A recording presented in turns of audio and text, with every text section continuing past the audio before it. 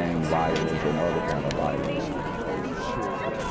Get away! I could be at work, at school, in my car, I can still get shot by the police, but I can get shot anywhere. So it is what it is.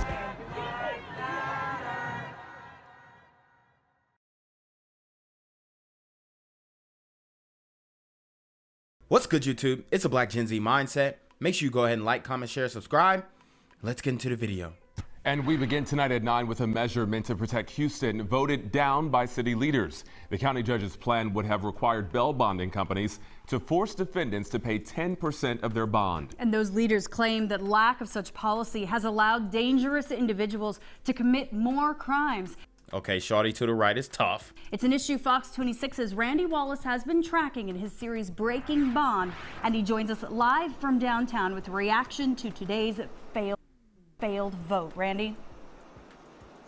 Yeah, Caitlin, now for hours, elected officials and bail bonding representatives went back and forth about the law. Bail bonding companies say it would take a new state law to mandate 10% down, but the county attorney disagrees. Regretfully, there were not enough votes to pass the item. Some, like the chair, abstained. And when you abstain, you effectively are voting no. Wow. So let's look at the people on this panel. We got 1, 2, 3, 4, 5, 6-ish gliders, one sister, maybe a burrito brother right here, and the bill doesn't get passed. So this bill would have saved a lot of lives, required some of these reoffenders, first offenders, whatnot, to put down 10% on the bail. And I don't think for a first offense, if it's not violent, you should have to go that far. But for a violent crime, definitely. But I want you guys to understand who's pulling the strings and who's saying yes and no to some of the laws that might save your life. Enough votes to pass the item. Some, like the chair, abstained. And when you abstain, you effectively are voting no. It was a tough loss for County Commissioner Adrian Garcia, County Judge Lena Hidalgo, and others hoping to force bail bonding companies to require defendants pay 10% of their bond. The vast majority of the time when you hear of folks that are out on bond and commit a crime, it's because they paid.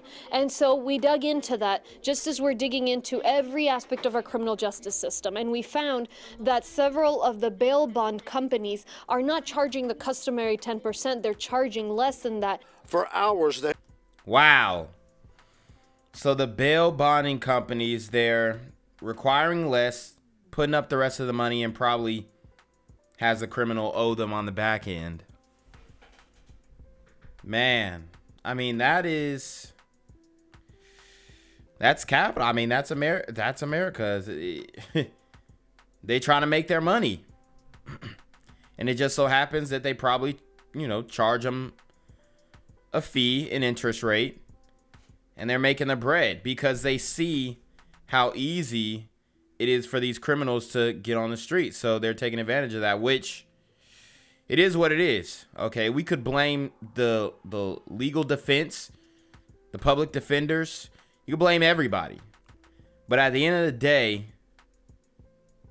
these people are getting out and committing more crimes over and over and over again. And it's a problem. And I don't think money can solve that. You just have to give mandatory sentencing for violent criminals. The Harris County Bail Bonding Board and the Commissioner's Court heard from crime victims wanting the 10% minimum down to pass. But some bail bonding companies say that would require a new state law.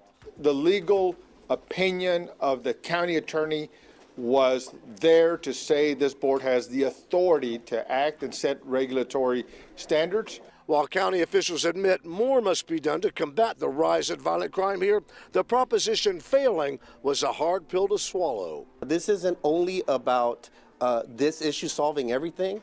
I don't believe that money is always the answer. I think that we've got to be realistic, but we got to take action. And I think that's what we were trying to do here today is let's try something. At this time, I have heard It failed, county leaders say, because Angela Rodriguez, interim chair of the bail bonding board, and a representative from the DA's office abstained. So you can see that this woman, Angela Rodriguez, is woke. You can see it. And these women, especially the women, will not change their ways unless something directly happens to them. Because a lot of these women are just selfish. Let's keep it a buck. And they have that mindset of, you know, the woke mindset. You can't convince them otherwise. It's their truth, not the real truth. And unfortunately, you know, shout out to my guy Repealed and IT. He would say that.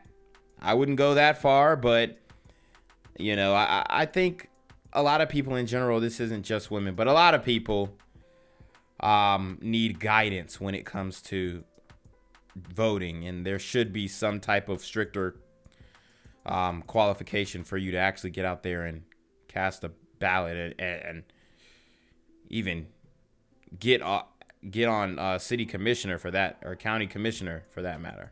And an abstention is an insult to my son's memory and the memory of all the families who came here today on behalf of their children who were murdered by people who are now out on bond. Now, it's not clear if Commissioner's Court will try to change the bail bonding business in the future. Reporting live from downtown, Randy Wallace, Fox 26 News. I'm here on the corner of MLK and Frederick Douglass, where a shooting just took place.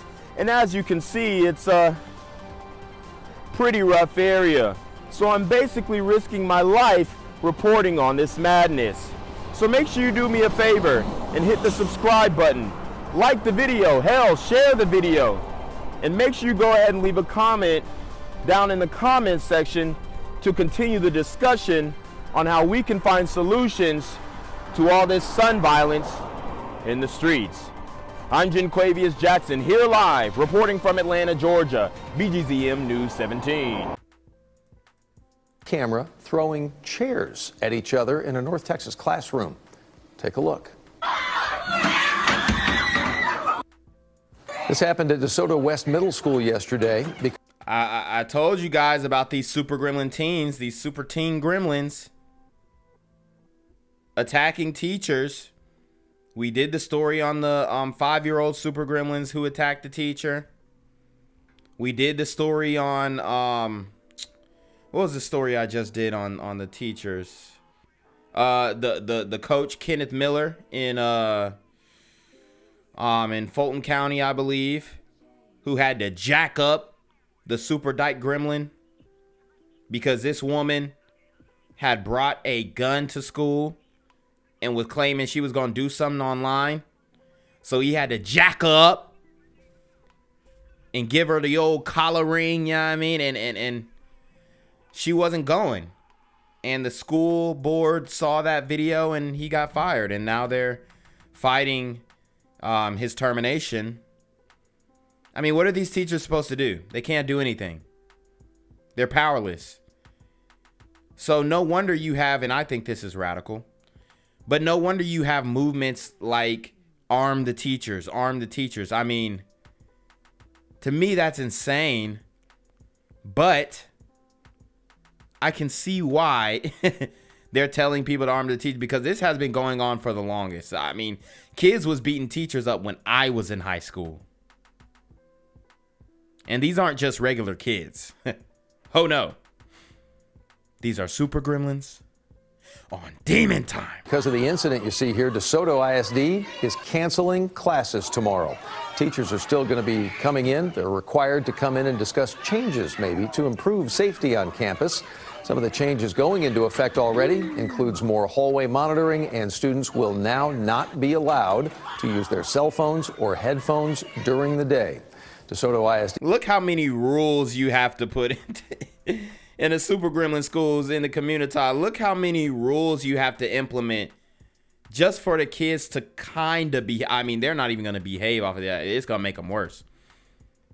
But just for the kids to act normal and civilized, you got to put all these rules like no phones, this, that. I mean, it's crazy. He says the incident you see here is under review. All parties will be held accountable.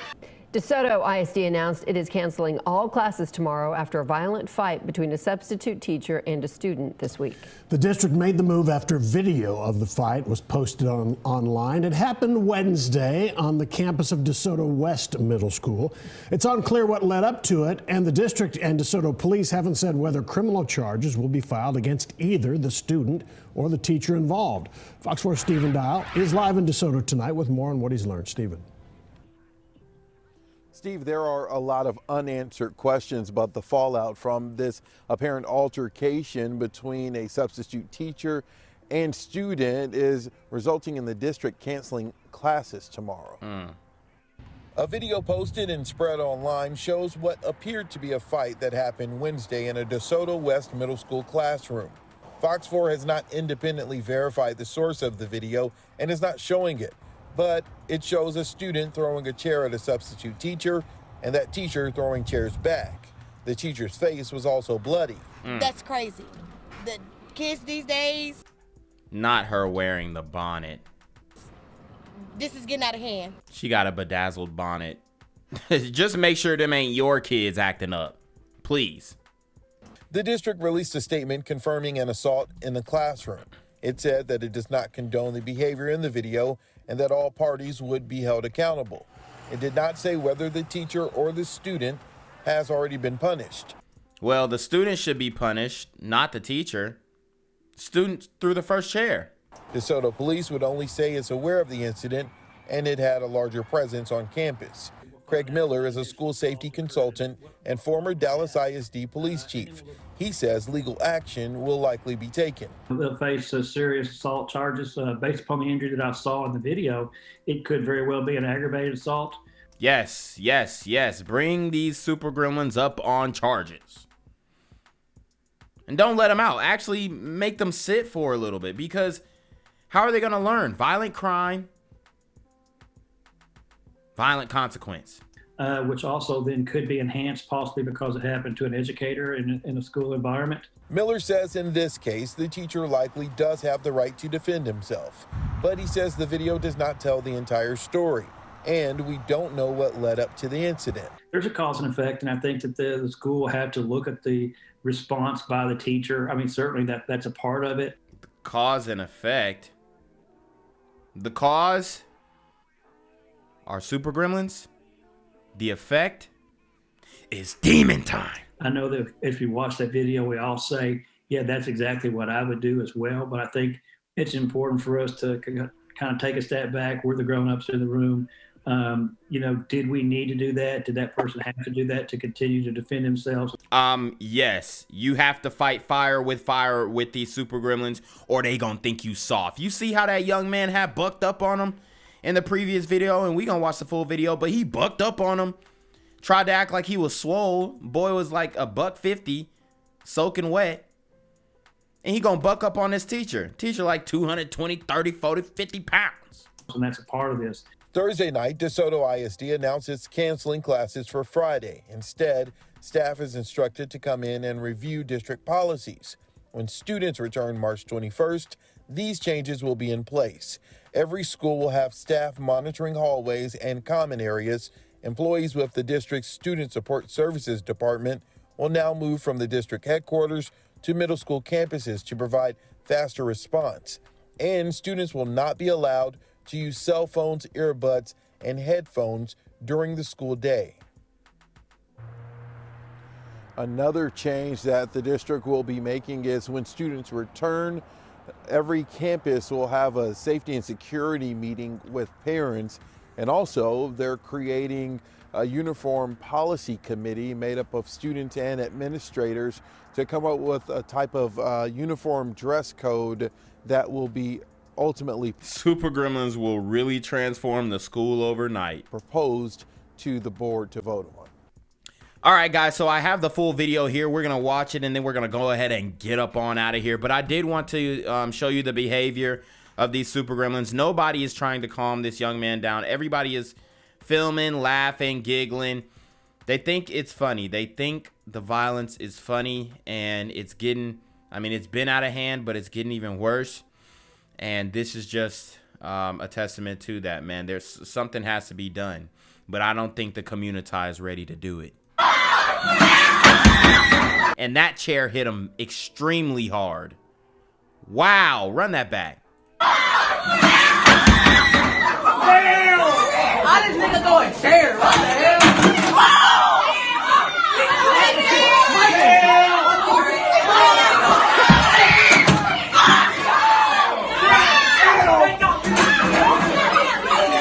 He shouldn't have turned his back on that super gremlin, though. That's a big mistake that he made right there, but he was leaking. You hear them laughing. They think it's cute.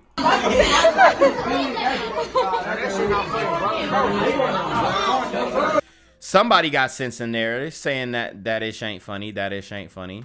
Okay. But that's like 2 out of, what, 20 kids in the classroom? So we got 10% of super gremlins who understand that, hey, that ain't right. And I would say that's a pretty accurate reflection of what's being spit out into society today by the community. That shit not funny. That shit not funny, boy.